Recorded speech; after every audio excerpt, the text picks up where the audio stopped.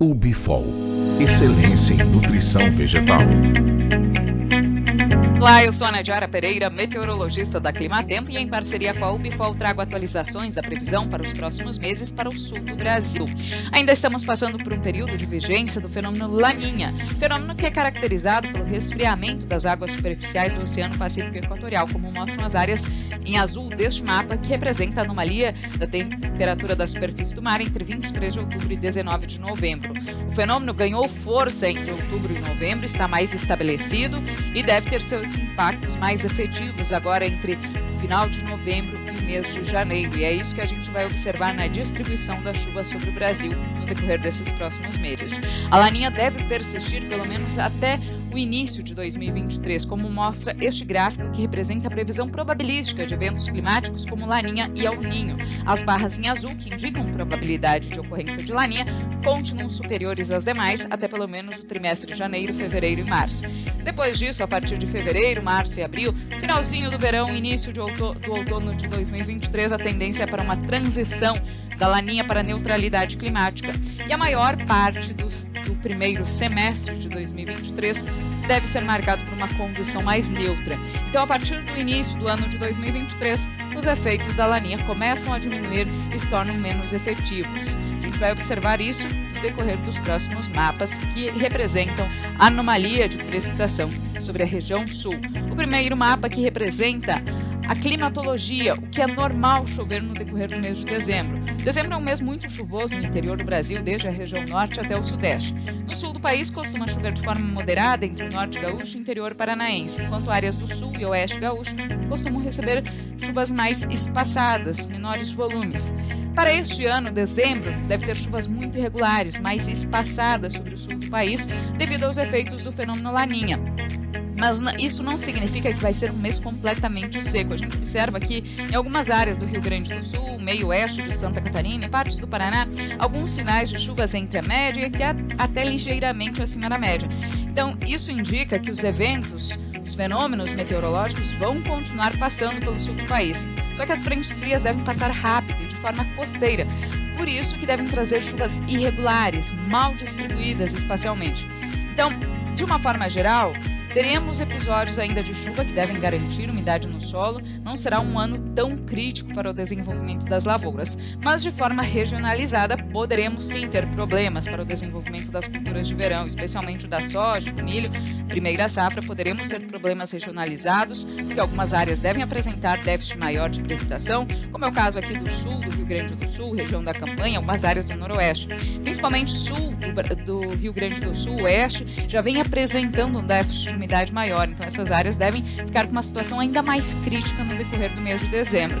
Então, áreas regionalizadas podem ter problemas maiores com a falta de umidade, e também essa combinação de tempo seco e temperaturas mais elevadas que são esperadas para o próximo mês contribuem para um declínio mais acentuado da umidade no solo. Em janeiro, a gente já observa uma irregularidade maior. Aqui sobre o Rio Grande do Sul, algumas áreas, justamente pelas áreas que estão mais secas entre o sul e o oeste gaúcho, tem um indicativo de chuvas um pouco mais volumosas e até com sinal acima da média. Então, com o enfraquecimento da Laninha no início do ano, aos poucos a umidade começa a migrar um pouco mais para sul, começa a se distribuir um pouco melhor. Principalmente entre a segunda quinzena de janeiro e fevereiro, a gente deve ter precipitações um pouco mais frequentes. Então, algumas áreas ainda devem enfrentar irregularidade entre o norte gaúcho e o interior paranaense. Poderemos ter falta de umidade para a fase final de desenvolvimento das lavouras de verão, mas já observamos uma irregularidade aqui maior, o retorno da umidade para algumas áreas. E para fevereiro é que se observa uma mudança mais significativa de padrão. A umidade deve migrar mais para sul e são esperadas chuvas acima do normal, principalmente entre o norte gaúcho e o interior paranaense. Nessas áreas em tons de azul, aqui mais escuro, se espera um desvio positivo mais acentuado da precipitação.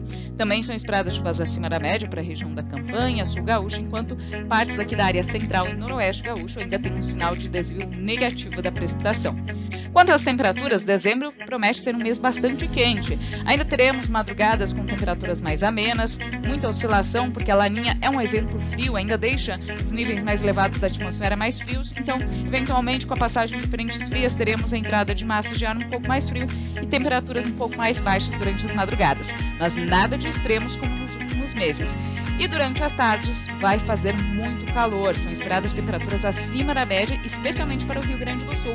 Olha só, aqui no estado gaúcho, fronteira oeste, assim como também o país vizinho, a Argentina, são esperadas temperaturas aí bastante elevadas, acima dos 30 graus, chegando até acima de 35 graus nessas áreas mais avermelhadas, em vermelhos tons mais escuros. Agora aqui entre o Paraná e Santa Catarina a gente observa bastante calor, mas os extremos devem ser menores. Para o mês de janeiro, também se espera um mês bastante quente sobre a região sul. As temperaturas mínimas continuam variando bastante, principalmente em regiões serranas, mas durante as tardes o que chama a atenção é o calor mais intenso aqui que cobre Rio Grande do Sul, Uruguai, Argentina e Paraguai. Nestas áreas ainda são esperadas temperaturas aí que podem ultrapassar 35 graus em diversas localidades. Então o calorão deve predominar especialmente no Rio Grande do Sul.